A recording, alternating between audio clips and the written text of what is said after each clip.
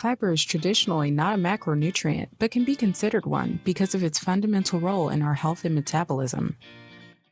It is far more important than we've recognized thus far. That's why it's one of the 4 macronutrients that you should follow in your diet. How much and from which sources? Let's dig deeper into that. But first, what is fiber? Fiber is carbohydrate that the human gastrointestinal system cannot absorb.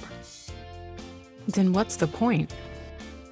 During millions of years, our intestines have developed a symbiosis with microbes that can and use this fiber as energy.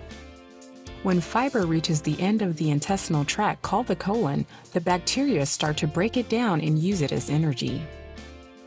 In that same process, bacteria will excrete the short-chain fatty acid called butyrate, an essential energy source for intestinal tract cells. Those cells have developed a need for this butyrate to stay healthy. They can't function without it. In the case of too little fiber and thus too little butyrate for the intestinal membrane cells, the colon wall starts to leak through toxic elements like lipopolysaccharides.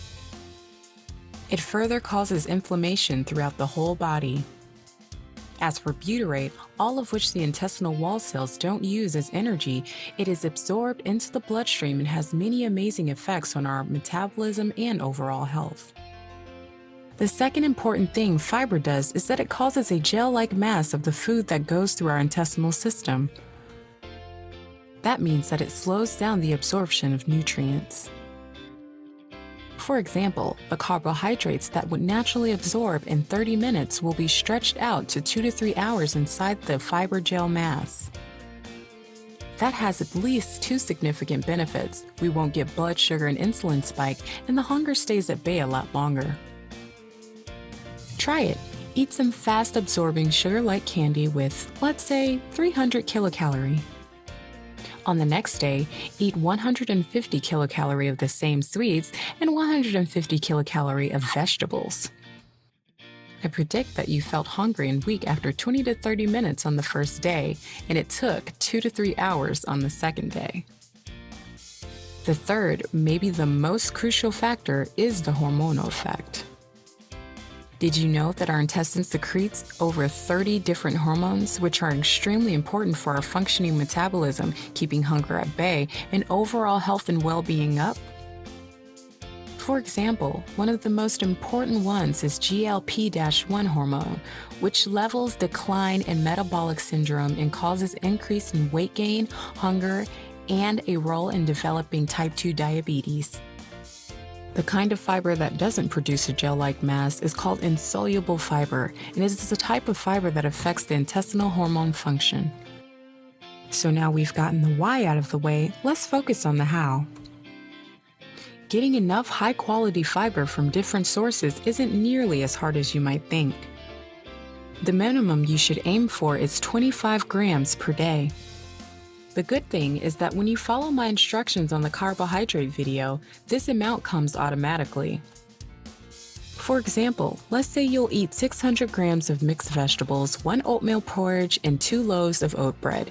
You'll get 23 grams of fiber with just 52 grams of overall carbohydrates.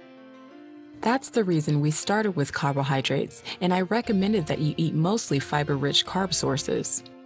So, are there any special fiber sources you should consider?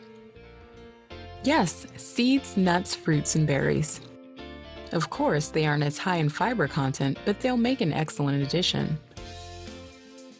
Maybe the most important thing to remember is that you get your fibers from different sources. If you only get your fiber from one source, for example, oats, the health and metabolic benefits will be much lower. Remember that different fibers have different duties in our intestines and as food for bacteria. Don't overthink this part. Try to eat a wide range of veggies, whole grains, seeds, and berries. So, this is why and how you should eat fiber-rich foods. If you've eaten very little fiber before and raised those amounts in one day, your stomach may get upset. It is common. Bloating, diarrhea, and lower stomach pains are quite common symptoms. In those cases, it usually goes away over time, or the second option is to lower the fiber content and raise it over time, for example, 15 through 20 grams per day over a month. Then your intestines and its bacteria have time to catch on.